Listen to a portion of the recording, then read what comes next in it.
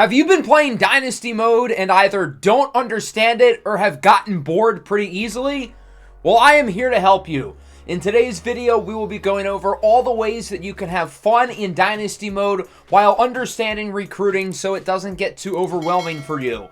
I did a pretty similar video to this with Madden a couple years ago, and it ended up doing really well. It was one of my most popular videos, and I wanted to do this for EA College Football 25 because there are a lot of people who have gotten the game today and a lot of newer players as well, being that there hasn't been a college football game out in 11 years. So naturally, there's a lot of first-time players and a lot of people who might not understand Dynasty Mode all that well. So I am here to help you today. I'm going to go through everything, including team selection, gameplay, specifically finding the right slider set, the type of style of Dynasty you would like to run, and of course, recruiting. We're going to go through a full season of recruiting today. I picked a pretty mediocre school and ended up with one of the top ranked recruiting classes in the game. So I'm going to show you guys the entire process of how I did it. First things first, we have to pick a team. My number one overall piece of advice for this video before we even get started is to just have fun with it. Do what you want and try to make this as enjoyable of a series as possible. The great thing about Dynasty Mode is you can customize it how you wish to make it your own. If you want to keep the conferences as they are, have at it. That's what I'm going to be doing in my main Dynasty series with the Kansas Jayhawks. If you want to redo the Pac-12 and make this conference what it was in the past, then have at it. I know a lot of people are going to be doing that because the new conference realignment isn't something they're particularly excited about. If you want to get crazy and build a new super conference in, say, the MAC and put in Alabama and Ohio State and all the top teams, then have at it. There have been a very small subset of people since the game came out that have been shaming others for kind of taking the easy way out, whether it's picking a 5-star in Road to Glory or using a really good school for Dynasty. And my response to them is screw off, I guess. If you want to pick a really good team for your Dynasty Mode because you feel like that's going to be the most fun, then do that. But if you want a really challenging rebuild for Dynasty, then do that as well. So in terms of picking a team, if I was you, I would look to be as careful with this as possible. I think it's a good idea to sort of go through rosters prior just based on what you want. Whether you are looking for a 1-star school and a potential long-term challenge or a really good team who is going to be competitive right off the bat, the biggest thing I can say before you choose your team is to go through some of the rosters and determine it from there. Try to figure out which roster of the teams you're considering sort of fits what you want best, whether it's a young team with a lot of upside but has a ways to go, or in the case of Kansas, who I picked, an older roster that is really good right off the bat, but you're going to have to make it your own through recruiting and the transfer portal right away. That's why I was allured by Kansas, because I think they're going to be a really fun team in year one who has an opportunity to make the college football playoff. But with all the best players on this roster being seniors, we're going to have to rebuild things quickly. We're going to have to perform well in the recruiting class. We're going to have to get some big names in the transfer portal. I think it's also a good idea to play some games with your potential new team as well.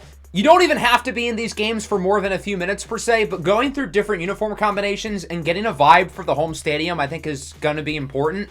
That way you feel good about your team choice, and 3 weeks into your first season, you're not immediately regretting it per se. I would do most of these exploratory games, if you would, at home, because half of your games are going to be at your home stadium. So if you get a good vibe for the team, the uniforms, the stadium, the presentation, and all that, hopefully you feel pretty good about your team selection and are ready to get started in your Dynasty Mode. Pretty much everything I say in this video will apply whether you're using a real school or a team builder school.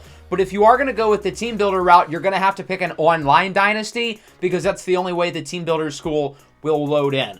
So for the sake of today's video, I wanted to use a 3-star school. That way recruiting is going to be challenging and we're not going to have a lot of great resources, but we're still going to be in the battles for some of the top prospects across the country.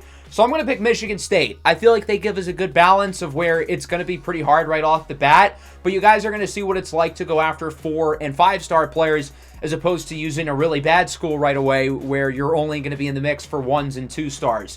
From there, you're going to have to pick a backstory.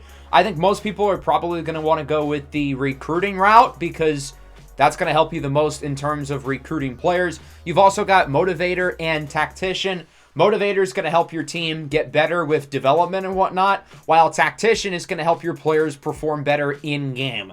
So we have created our coach. Connor Stallions is the new head coach of Michigan State.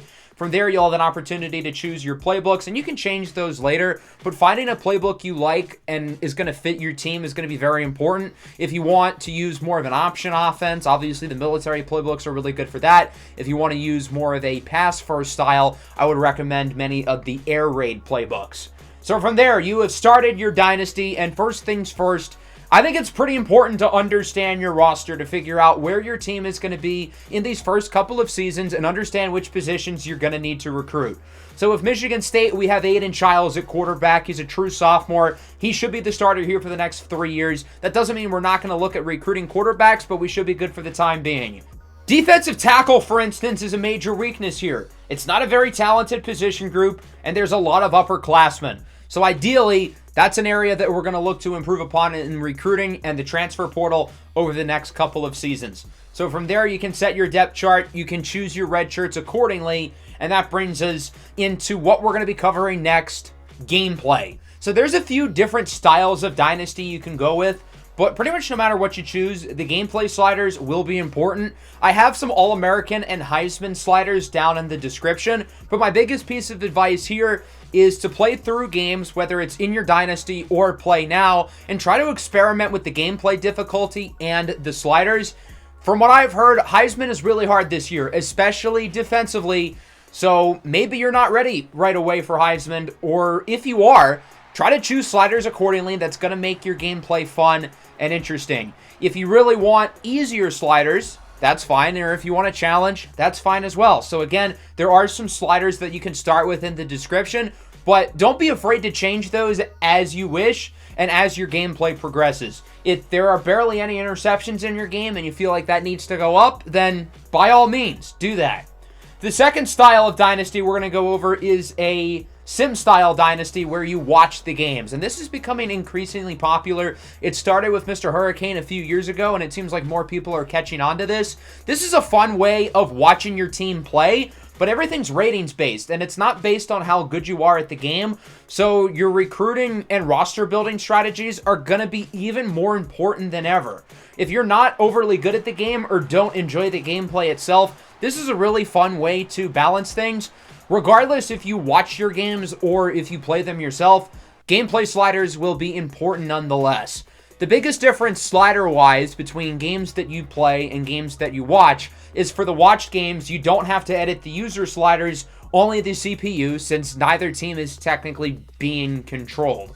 If you're like me and you like rotating starters and backups at different positions, particularly on the defensive line and at running back, the auto subs are going to be your best friend, along with rush defensive linemen, third down backs, power backs. That way you can get different players on the field, and those will be important regardless if you play your games or if you simulate them. While we're on the subject for sliders, XP sliders are really important, and not many people realize it.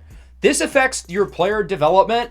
These are sliders that I, again, found online. Link is in the description. You can still change these as you wish. But regardless if you play your games or not, they're going to be really important. And then injury sliders and penalty sliders are also going to be important as well if you do play in your games or if you watch them. The third and final style of Dynasty is simulating straight through your games as well, which can be fun too, because again, you don't actually play, so your roster building strategies are very important, and you're going to have to recruit better here than if you would actually play the games. Speaking of recruiting, that's what we're going to be talking about here for most of the rest of the video. Recruiting feels overwhelming. I get it, because at first I was really overwhelmed by it as well. But once you understand it, it makes a ton of sense. This was my first full playthrough of an entire season going through recruiting, and I was able to catch on pretty easily, and as I said at the beginning of the video, I ended up with one of the top classes in the country. So you're going to start, obviously, by filling out your recruiting board based on who's interested in you. I would certainly look at the pipeline states, and obviously you want as talented of players as possible. The #1 player in the country, Dante Ebiketie, is a quarterback, and he's pretty interested in our school. So we're going to see how challenging it is to go after the very top-ranked player, along with a couple other 5-stars as well on the offensive line, with the left tackle McGowan, and then Blizzard below him. During this first stage, you can only scout and offer scholarships. I would offer scholarships to everybody on the board, because even if these players choose to go to other schools or eventually lock you out, you'll be able to take them off the board, and that scholarship will reopen up. So you might as well give everybody here a scholarship immediately. This 5-star ended up being a gem, McGowan, so he is probably going to be an absolute monster, and is definitely a guy we're going to prioritize. Blizzard as well, also a gem as a 5-star. So continue to offer everybody scholarships, and with your remaining points, throw all of those into scouting to the players that you are most curious in. But again, giving everybody scholarships right away is going to be super important. Now this player, as you can see, doesn't fit a deal breaker because we've put other defensive linemen on the board. If we take these guys off, his playing time grade should go up. In this scenario, Falele's grade actually never did get better, but for most players, their playing time grade will improve. There was an instance of this at wide receiver in the first episode of the Kansas Dynasty that I uploaded the other day when we first looked at our recruiting board for that series.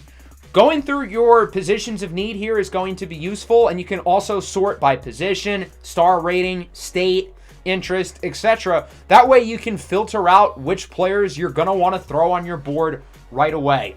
We're going to go through recruiting week by week. I'm going to go through all of the tips and tricks that I have found so far through my first season of recruiting. And as I said earlier, once you understand it, it's going to make a lot of sense. So in the My School list, you'll have a list of grades for different criteria. I picked Michigan State because their grades here are pretty average. They have some lower grades and they have some higher ones as well. That way we'll deal with players who likely don't fit a deal breaker, but also we'll find players who really fit our program well and are going to want to commit to play for us. So as you can see here in this first stage, we have 600 hours of recruiting per week, and that'll obviously be impacted based on what level of prestige your school and your coach is. From there, you're going to have to figure out which 3 criteria your recruits will care about the most. For Dante Ebiketie, one of the 3 is proximity to home. So we need to figure out the other 2 that he cares about the most. Since he's a high target of ours, being the #1 recruit in the country, we're going to send the house immediately. That way we can figure out 4 or 5 different criteria, and we hope that we will get another check mark. The same can be said here with these 2 5-stars, Nathan McGowan and Matthew Blizzard. We're going to send the house with them because they are higher priority players for us. For some of the not as higher priority players, there are other ways to figure out what other criteria they care about, whether that's contacting friends and family, DMing them, or searching their social media. By spending more recruiting hours, you're going to figure out more of their priorities, and hopefully sooner than later, you'll get 3 check marks with them. So we simulated the week, and as you can see here, a lot of players are narrowing down their list of schools to either 8 or 5. With the 5-star tackle, Nathan McGowan, Michigan already has a pretty big lead. We haven't gotten any check marks for him, and we're going to have to be working fast. Because of that, we should look to have him come in for a visit pretty quickly if we want to stay in this battle. So I'm going to have him come in during week 3. We're currently in 4th place. He's going to decide a top 3 pretty soon. Hopefully not before that game. Otherwise, we are not going to get him. Unfortunately, we can't soft or hard sell him yet. But if we get a little bit more interest in him, we'll be able to do that later.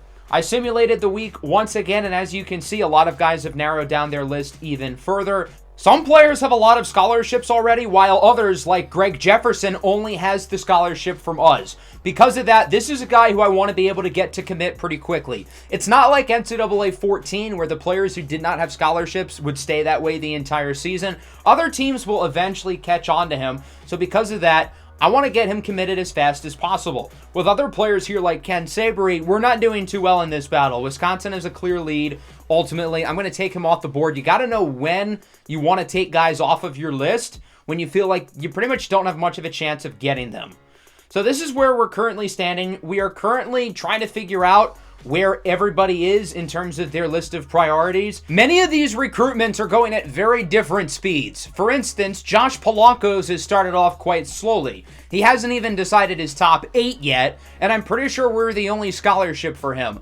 But other guys are narrowing down their lists a lot faster, so because of that, you got to keep up. With Zach Berryman, he's already decided his top 5. There's a clear top 3. We've already figured out 2 of his 3 main criteria of importance, so because of that, we can now either soft sell him or hard sell him. I think hard sell is always the way to go. It's a little bit riskier, but if you know what the player cares about, then obviously it's going to be worth it. Even though we only have 2 green check marks for Berryman, we can figure out the third one based on the combination of hard sells.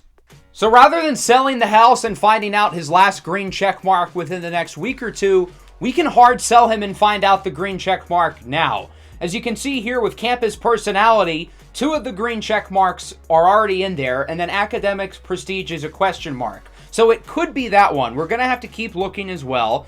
Another combination that could possibly work is this one with campus lifestyle and proximity to home. That's the one he cares about. But the other one is program tradition. That already has an X, so we know it's not that one. None of the other pitches have both campus lifestyle and proximity to home, so because of that, we know it's campus personality. Academic prestige has to be the last one that he cares about. So we're going to hard sell him on that. We know those are his 3 priorities, so that should get us a lot of points. We're also going to schedule him in for a visit in week 3. I want to get him on campus before the other 2 teams in the race who are ahead of us. That way we can take an early lead on him, his commitment can move quickly, and we can look to get him. In terms of academic prestige, campus lifestyle, and proximity to home, our highest grade is with proximity to home. So that's where we're going to have him assigned for his activity on the visit. Let's simulate going into week 3. One of the 5 stars, Nathan McGowan, has already narrowed down his top 3 schools. We are not on the list, which means it's over for him. Other guys have narrowed down their lists, and we are on them, so that means we're doing a good job with these players. But for a lot of them, we're in second place. Others, like Dorian Church, we're the only scholarship for him, so he's another guy who I would like to get wrapped up pretty quickly. Same can be said for Josh Polanco. The linebacker in particular, since he's down to his top 5, we can move pretty quickly. With Polanco, he's only down to 8. So we can really still only focus on finding out his check marks, but I'm going to send the house now so we can do it a little bit quicker. With Dorian Church, he's in the top 5 now, so because of that, we can hard sell. We have figured out 2 of his 3 green checks, so we're going to have to figure out the combination based on the 2 that he already has, and ultimately, it looks like it's this one. Prove yourself. We can infer that conference prestige is the last one, and we're going to have him visit in week 5 against Ohio State. The highest grade here is conference prestige, so we're going to have him take a trophy tour. Even though we don't know officially that's the one he cares about, we can infer that it's highly likely that that's going to be the 3rd and final green check mark. Let's look at Nick Lewis here. He's a 4-star. We're kind of struggling in this battle. We have currently dropped into 5th place. He's going to announce his top 5, but he's a player we're going to monitor because he might be a guy we have to take off if we're continuing to struggle in that battle. So Zach Berryman, the tackle we looked at earlier, has made a list for his top 3 schools. We just had him visit his past week. We're currently in 1st place. Let's keep going hard on him to make sure we win the battle. Other guys are continuing to narrow it down, including the 5-star quarterback, Dante Ebiketie. We are currently in 2nd place. We know 2 of his 3 green check marks, and again, we can infer that the last one is campus lifestyle because that fits with the other 2, proximity to home and program tradition, so we're going to hard sell him on that. Let's look at linebacker Dorian Church. This is a battle we're doing really well in. Once again, we have 2 of his 3 green check marks, so we're going to have to figure it out. It can't be this one because conference prestige is a red X. It could be that one, though, and ultimately that's where we're going to hard sell him. We're going to have him come in week 5 against Ohio State. I'm pretty sure we already scheduled the visit last week, so we don't have to worry about doing that again. There's a lot of guys now who are ready for their visits. As recruiting gets farther along, there's going to be more players interested in visiting the school, so you're going to want to continue to offer those guys visits. As I mentioned, we're in very different places with certain battles. With guys like Dion Shipp, we're the only team in the race. We can move a little bit slower, but we have to watch out. If a bigger team swoops in, we're going to have to move quick. Let's look at some of these visits now. So we're currently hard selling Dante Ebiketie on the hometown hero. We know that he cares about proximity to home. We have a high grade for that. So that's the activity he's going to focus on with the visit. With a guy like Dalton Lawrence, he only has one of the green check marks. So we can't really hard sell him yet, but we can still assign him an activity for the visit that we know he's going to like. For Greg Jefferson, he has two of the green check marks, so we're going to have to figure out where the last one could possibly fit, and from there, whichever one has the highest grade, that's the activity that he's going to do during his Week 5 visit against Ohio State. We can infer that it's proximity to home. That's an A+ grade, so that's what he's going to do in Week 5 when he's on our campus next week. We're going to simulate, and we get our first commit. Zach Berryman, the offensive tackle, is committed to Michigan State. That was a battle that we knew we had to move quickly for. We had him come in for a Week 3 visit. Prior to the visit, we were in 3rd place, but once we started moving fast, we took the lead on him, and we were able to get him to commit pretty quickly. Nick Lewis, meanwhile, has locked us out. We have moved into the top 3, but our championship contender grade has gone down since our team is losing games. That's a deal breaker for him, and he's not going to be interested until we bring it back up to a B-. You can keep him on the board if you think you'll be able to get that up, but considering I expect this team to lose a lot of games this year, we're going to take him off. Rather than put our time and effort into him, we're going to put it into some of these other guys who we know are going to be interested. With Spencer Grubb, we have all 3 check marks already, so we know what we need to focus on in terms of our hard sell, and we can figure out what activity we want to have him do for our upcoming visit. With Terrell Snodgrass, we only have 1 check mark, but again, we know what to focus on with the visit. As long as you have 1, your visits should go fairly well. That brings us here into this game against Ohio State. We've got a lot of guys visiting this week, including linebacker Dorian Church, who has committed. We moved with him pretty quickly, and he is now here. Dante Ebiketie is down to 3. We are one of them, so we're going to see what it's like working with a 5-star, specifically the #1 player in the country, when he's down to just 3 more schools, while other players continue to narrow down their lists.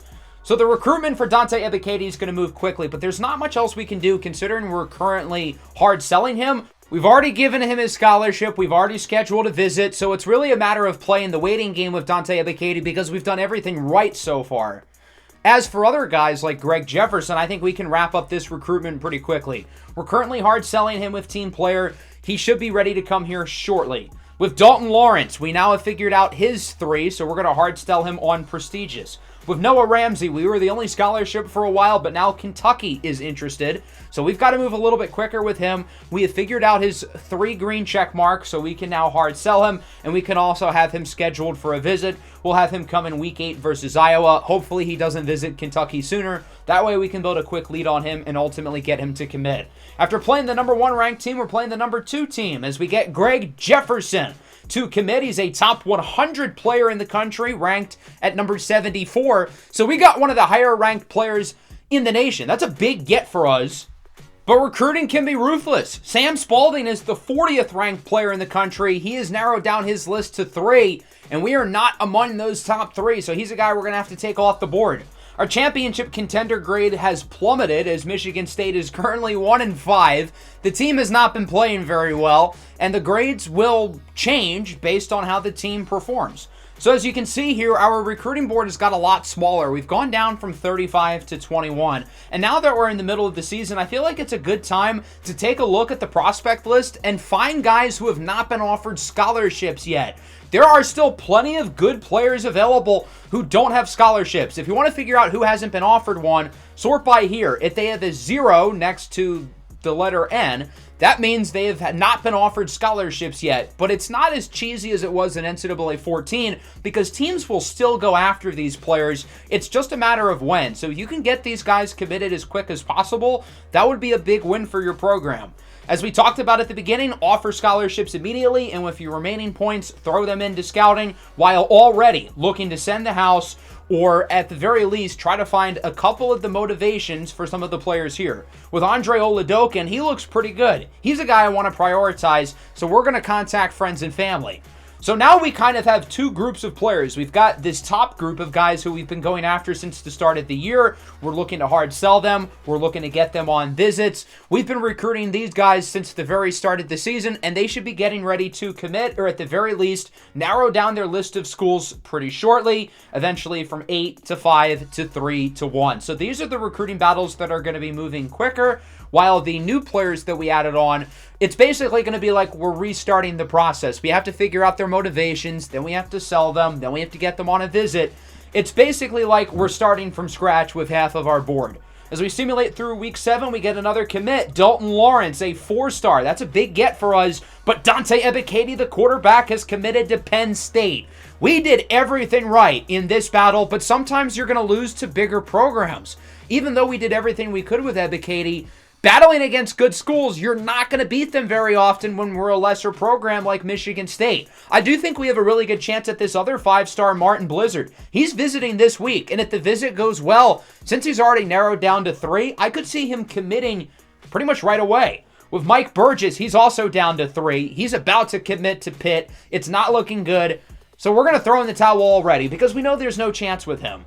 While we lost out on the one really good quarterback, Lyle Wimper looks like a good consolation prize. He's a 4-star. He's a gem. We're going to have him come in for a visit while continuing to either look to pitch or have these other players come on visits. It becomes a lot more, I don't know if stressful is the right word, becomes a lot more chaotic of a process as we get later into the season because everybody's recruiting situations are all over the place. So you're going to have to navigate with players who are ready to commit pretty much now, or guys who probably are not going to commit until the end of the season or the offseason. The best way to organize it for me is to put these players into 3 groups. You've got your first group of guys whose commitments are heating up pretty quickly. You've got this new group of players who you've just added onto the board, and their recruitments are just starting. And then the third group is of players who have already committed to your school.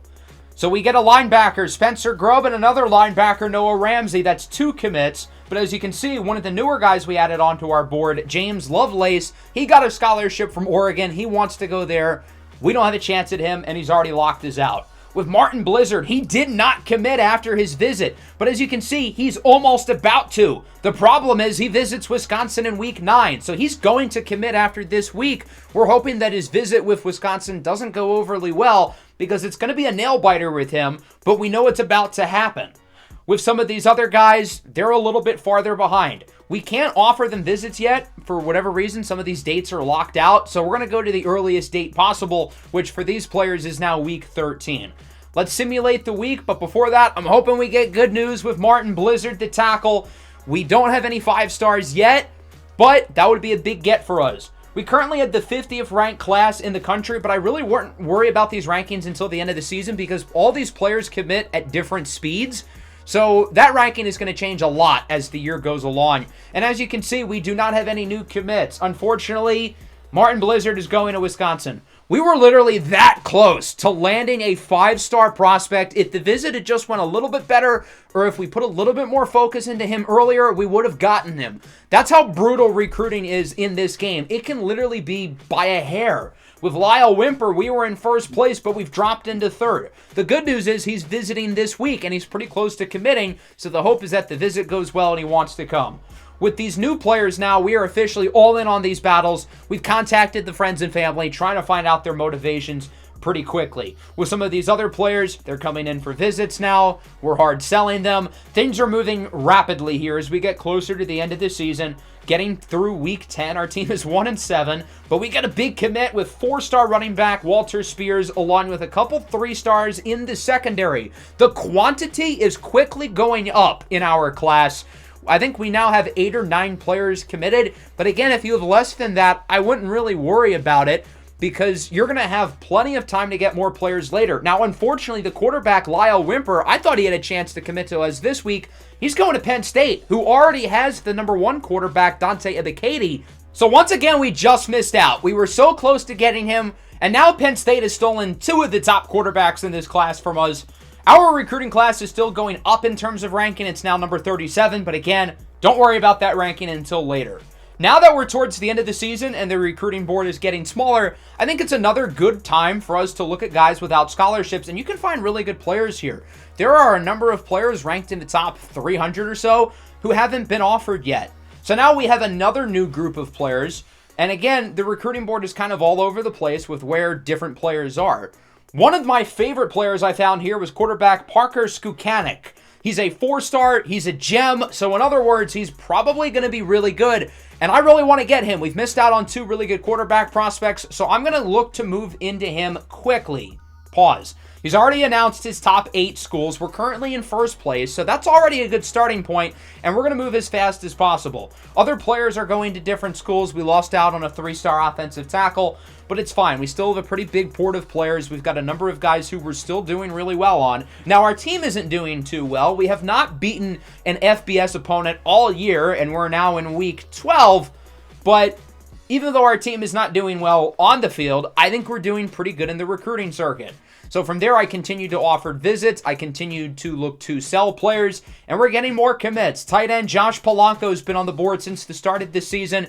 Oregon entered the battle, but it was too late. We had too much of a lead, and we were able to land him. With other guys like Dion Ship, things are starting to move a lot faster. With the quarterback Parker Skukanik, he has now made it into his top 5. We're still in first place. And this is why I think selling the house on your most important commits is important, because you can get green check marks quickly. We already have 2 of them. We can figure out that brand exposure is the final one he wants based on the other combinations. We can already have him come in for a visit.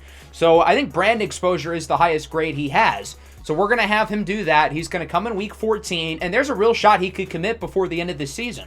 With other players, though, as you can see, deal breakers, playing style for Brett McCutcheon and John Mingo. Both of them are 4-stars. We were doing pretty well with both of those battles, but we're going to have to take them off the board. That's not something we can improve quickly. With some of these other guys, we're going to continue to look to sell them, continue to get them on visits.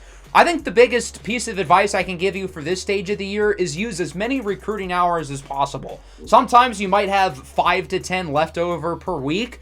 It shouldn't be more than that. Make sure pretty much every player possible is getting some sort of points used on them, whether we're trying to find out their green check marks, or we're trying to sell them, or we're scheduling them on a visit. Don't leave over too many extra points. So we're going to simulate the week once again. We finally won a game. We just beat Illinois as we make it through week 13. And Dion Ship has committed. It was a longer process with Ship. We've had him on the board since the start of the year. His recruitment went very slowly, but with some players, you have to be patient. Some weeks, there was nothing for us to do with him. We knew what his 3 check marks were, but we couldn't have him go on a visit, or we couldn't hard sell him yet. So just be patient and take your time. I do want to look at where things are at around the rest of the country real quick, because there's some interesting stuff. Rutgers is the number 1 seed as of now in the college football playoff bracket. I will say one of the only things I don't like about Dynasty Mode is that the sim engine seems to kind of be on crack. Let's look at Parker Skukanik real quick. We're building up our lead. We're doing a really good job, but he is a deal breaker for playing time. It needs to be a B-, and our grade for that is currently a B-. We're teetering right on the edge. So if we were to add another quarterback on the board, that grade would go down and we wouldn't be able to recruit him. So we're going to have to be careful if we add any players until he commits. Obviously, playing time is where one of his 3 green check marks are. And for each player's check mark, it doesn't necessarily mean that they're all deal breakers, but some of them, like playing time for Skukanik, is a deal breaker, meaning it has to be at a certain spot. Otherwise, he's not going to want to come here regardless of how far ahead we are on the recruiting battle. We don't have enough hours left to hard sell Evan Pryor, so we're only going to be able to soft sell him. It does the same thing that hard sell does, but it's less riskier and gives us less reward. Since we know his 3 green check marks, there's no risk, it's only reward. So we're going to get slightly less influence, but it's still obviously positive for us. There are a lot of players really close to committing, and we ended up getting a lot of prospects this week. Quarterback Cordell Rhodes, running back Trent Gradkowski, defensive end Addison Huff, linebacker Ernie Pryor, and the running back DeMarcus Bad News. I hope I actually get a player with that name in my dynasty, because I'm going to have way too much fun with it. Some of those guys were newer additions to the board, while others have been on the board all year. With Parker Skukanik, he had a good visit. He's down to 3 schools. We have a big lead, and the deal breaker for him is still a B-, so we should be able to get him pretty soon. Our recruiting ranking has made it all the way up to number 28, and with all the talented players we still have on the board, that number has a lot of room to get better. With some of these guys, we're the only school in the running, so because of that, I feel like we're in a pretty good spot as we're going to simulate here through Week 15, the final week of the regular season, and boom! Parker Skukanik has committed. We can get recruits quickly in this game, as you can see. We put him on the board, I think, in Week 11. So we've only been going after him for 4 weeks. Wisconsin offered a scholarship a couple weeks after us, but we were able to build enough of a lead on him early that it was never really a doubt, as long as we kept the deal breaker at a B-, that he was going to commit to us, and it's perfect that he does it before the end of the season. Once you get into the conference championships week, you can't do any more recruiting. Now, players will still narrow down their list of schools or announce their commitment, like Vernon Hurd. He had been on the board all year for us, but unfortunately he's going to Iowa State.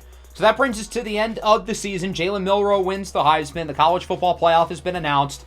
First week of bowl games, and it's also early National Signing Day. Let's take a look at the playoff bracket first. Rutgers does end up as the number 1 seed. Okay, that's something. The number 2 ranked team is 3 losses. That's why I don't like the sim engine in this game. The top teams lose too often to not as good schools. So since we made it to early signing day, our verbal commitments are officially now signed. So all of the players we've gotten to commit here are now officially going to Michigan State. It wasn't official earlier because if we don't fit a deal breaker of theirs, they can still decommit. But now that they've signed, the only way they can leave is the transfer portal.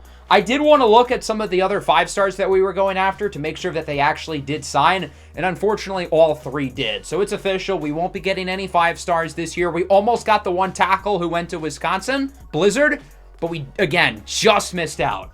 If for whatever reason Blizzard no longer had Wisconsin fitting his deal breaker, he would decommit, and either his commitment would open back up, we would probably be in first place, or he would flip his commitment to another school. Since his recruitment was so far in with 3 schools, he probably would flip to us had he not signed with Wisconsin.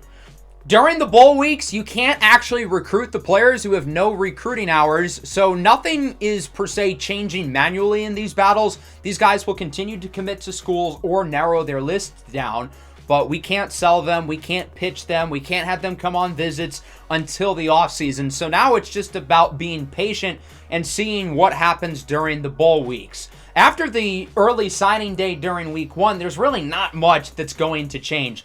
So up until the offseason, pretty much everything recruiting-wise will remain the same. That brings us to the end of the season. No Saban, no problem. Alabama wins the national title over Notre Dame, 14-7. The interesting thing here is that UCF makes the Final Four. In the other full season that I have simulated, UCF won the national championship. So clearly, Central Florida is nasty in this game. So that brings us into the offseason. And not only do we get to finish out these recruiting battles with the high school recruits, but the transfer portal opens up as well. Our team has a mass exodus of players transferring. I thought Aiden Childs would leave because his risk of transferring was very high the entire season. He's not going to leave, oddly enough, but we're still losing a lot of guys here. There wasn't really anything I could do. With Jack Velling, for instance, pro potential, we can't change that during the season. And with championship contender, that grade went down because our team sucked. Again, there was nothing I could do since I simulated all the games. For some teams, you have multiple opportunities to persuade your players to come back. For other teams, you have less chances. We have 2. Now, none of these players have any interest in returning. I figured I would still use the 2 just to see what happened. But unfortunately, both players do not want to come back. They'll be entering the portal. So now that brings us to the fun part of the offseason, high school recruiting and the opening of the transfer portal. This is the final opportunity here for us to round out our class. We're doing really well in a lot of our recruiting battles, but now the transfer portal opens up an entirely new window of players who might be interested in coming to our school. We have the lead for a lot of these players, but our coach prestige has gone way down. So for a guy like Russell Moore, who's a 4-star and a good prospect, he doesn't want to come here. Leslie Dobbins as well. I'm going to keep Dobbins on the board, though, since we're his only scholarship. I figured maybe something changes. Maybe he commits as a walk-on. It's worth a shot. Here in the portal, there aren't a lot of good players who are very interested in our school. Specifically, only 3 of them have us in their top 10. Nobody has us above 5th place, and one of them we don't even fit their deal breaker. So there's only 2 players from the portal we're going to be able to add onto the board. But if you're using a better team or a better coach, that number should be way higher. For the high school prospects, we're still going to look to hard sell a lot of these players now that we have most of their 3 check marks in, especially for the newer players. And there are some very highly ranked guys here. Tevin McNabb is a top 40 player in the country. Andre Oladokin ranked in the top 100. We put him on the board towards the middle of the season. Along with us, Georgia has expressed interest. They've actually taken the lead, so it's going to be quite hard to get him. But we still have multiple, as you can see, top 100 players on the board, which gives us a really good opportunity to round out what already has been a very strong class. As for the 2 transfer portal guys, we're going to be able to scout them with Ian Stewart and Martin Owusu. We're going to offer them scholarships immediately, and we're going to have to figure out their 3 green check marks as soon as possible. That way we can hard sell them. We're going to be able to schedule them on visits pretty quickly, since both of them are going to be rounding out their top 5s pretty soon. As you can see here, recruiting the players in the transfer portal is very similar to recruiting the high school prospects. It's just that their recruitment goes a lot quicker and everything is decided within a 4-week process, whereas the regular season is 15 weeks plus this extra time in the off season. Many of these prospects who we've put on the board later on the year, they are now available to come in for visits. Obviously, we don't have games since it's the offseason, but we do have extra recruiting hours since there's no time being put into games. I do have some exciting news. We have had a player flip to our school. Lyle Wimper, he's a top 250 player in the class, the 4-star quarterback who committed to Penn State earlier in the season. This is a guy who I thought we were going to get committing around week 10, week 11. Penn State swooped in and got him, but they no longer fit his deal breaker, and since his recruitment was far enough along, rather than reopening it, he's going to come play for us. My one question is how he no longer had them fit the deal breaker, but he did earlier in the season, since it's proximity to home. That's not something that can change, like playing style, championship contender, and coaching prestige. So I'm not sure why that switched, but it helped us, so I'm not going to complain. We still have a few extra spots on the board, so I figured I would add them with 2-star prospects who are interested in our school but haven't gotten a lot of interest elsewhere. I don't want to use a lot of hours on these players, but I have extra recruiting hours remaining, so I figured I might as well. I have all my focus on the guys above, but there's still plenty of recruiting hours left, so we can put some emphasis into these players as well now that we have all this extra time since, again, we have added recruiting hours. After the first stage of recruiting, tight end Elliot Kwiatkowski has committed. Unfortunately, we lost out on a couple players, including a 4-star receiver, Tyler Schlottman, who is going to the University of Wisconsin. Some of these guys, like Emilio Cherry, have been on the board the entire season. Their recruitments have been very slow, but they are finally heating up in the offseason. As for some of the late additions, we're going to continue to get these guys in for visits. We can't have Leslie Dobbins come in because, again, we no longer fit his deal breaker. But we're still in first place for him. As long as we're in first place by the end of the offseason, I think he's going to be on our team, whether it's on scholarship or not. As for some of these 2-stars, they're already interested in visiting because they were very interested in us when we just put them on the board last week. We're probably not going to get all of these players, but it doesn't hurt to add good depth. Again, especially considering we have all these extra recruiting hours. We're putting time into the guys in the portal, the guys we've already had on the board, and the new players as we simulate the week, and we get some big gets. Santiago Urrutia, the safety, he's a 4-star, but he's also a gem. One of the guys I really wanted to land once we added him to the board, and we did. That's a huge pickup for us. I'm pretty sure he's a top 100 player in the class. If not, he's quite close. Everybody else here we have a recruiting update for, we're in first place. That means we're doing a really good job, and as long as our visits go well and we continue to sell them, they will be committing to our school most likely. We have been adding prospects at a very quick pace since the end of the season, and because of that, naturally, our recruiting class ranking has gone way up. We've done a phenomenal job over the past few weeks, and our ranking is currently 22nd, and that number should get higher considering, again, pretty much everybody who is left for us, we're in first place for. Since we're hard selling all of them and we have all of them coming on visits, there's not much else we can do other than simulate. Tight end Andre Oladokin, top 100 player. I thought Georgia was going to get him, but we're able to swoop in and get him instead. Ian Stewart from the transfer portal commits, and we're going to get some of these 2-stars to come in as well, adding some depth to the program. We've got a couple other guys who are now finally ready for visits with Brutus and Jones, who both were added to the board late in the process. We're going to add them. Our recruiting ranking has moved up to number number 17, as we are now in the final stage of recruiting for the offseason. There are 4 stages. We are now in stage number 4, so this is the last opportunity to look to sell some of these players who we haven't gotten around to yet. We finally have our 3 check marks with the kicker along with Jones, so we can put a lot of emphasis into them. And now we are ready to simulate. We have 33 players on our list. We're going to get probably pretty much all of these guys unless we have a shocking signing day switch up, which is possible for some of the players who might have another school in the running. But for most of these guys, it's really only a one-horse race, and we should be able to land most of these players stress-free.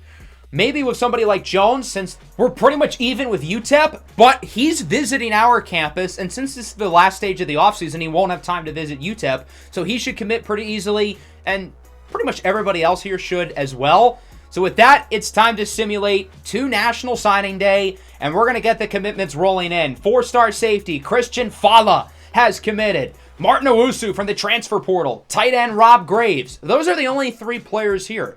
Everybody else did not have enough points to commit, but unlike NCAA 14 where they wouldn't go anywhere, instead they're going to go to the school who was previously number 1. And since we are in first place for pretty much everybody, that means they're all going to sign with us, including Trey McNabb, a top 35 ranked player in the country. Even the guard, Leslie Dobbins, who didn't fit the deal breaker and was locked out, he's still committed to us as well because we were in first place. Keeping him on the board proved to be a big win. And our final recruiting class ranking is number 14. That is really impressive. We didn't end up with any 5 stars. We almost got the one kid from Wisconsin. If we did, our class might have been in the top 10. That's really impressive considering we're only a 3-star prestige school. Our coaching prestige has gone way down. Our team has not had a good season at all. And most of all, this is literally the first full season of recruiting I've done on this game. And I'm already getting a top 15 class. So the point I want to make here is if you understand this quickly, you're going to be getting pretty good recruiting classes essentially immediately, as long as you take all the necessary steps, no shortcuts, using some of the tips and tricks I showed you today while possibly finding your own. I do want to go through the rest of the offseason just to show you guys how this works. This is the training results. I wish, like NCAA 14, it showed what their rating was going into last year and how far it went up. This is what all of our freshmen look like. They have now been added onto the roster. We can finally take a look at some of their overall ratings. Leslie Dobbins, for instance, is one of the best players here. He doesn't fit the deal breakers, so I'm a little bit worried he might look to transfer. So because of that, our team's going to need to win some games next year for our coach prestige to go up. But otherwise, I feel like we ended up doing really well here. The 14th ranked class with a 3-star school, even with our coaching prestige and championship contender going way down. But as long as you recruit well, both of those should inevitably get higher. As the more talented your team gets, you're going to win more games. The final part of the offseason is where you can essentially persuade players to transfer rather than cutting them. Since we have only 83 out of 85 players on the roster, we don't have to get rid of anybody. And that will bring us to the start of the second season, which is where we're going to wrap things up today. I hope this video helped you guys. It made your Dynasty experience a little bit more enjoyable while helping you in recruiting in the process. I will point out, since our coaching prestige and championship contender have gone way down, it might be harder to get some of the top prospects. But I still think the first season went really well because we did everything in our power to get the best recruiting class possible. It's nothing that I did manually to make the coaching prestige and championship contender go down. It's just that the team lost a lot of games. But if you're patient and your team gets better, you'll win more games, your grades will go up, and eventually you have a real shot to become a recruiting powerhouse in this game. Make sure to leave a like and subscribe to the channel if you are new. Again, I hope this video helped you guys, and I hope you're ready for more Dynasty content here on the channel. Peace out.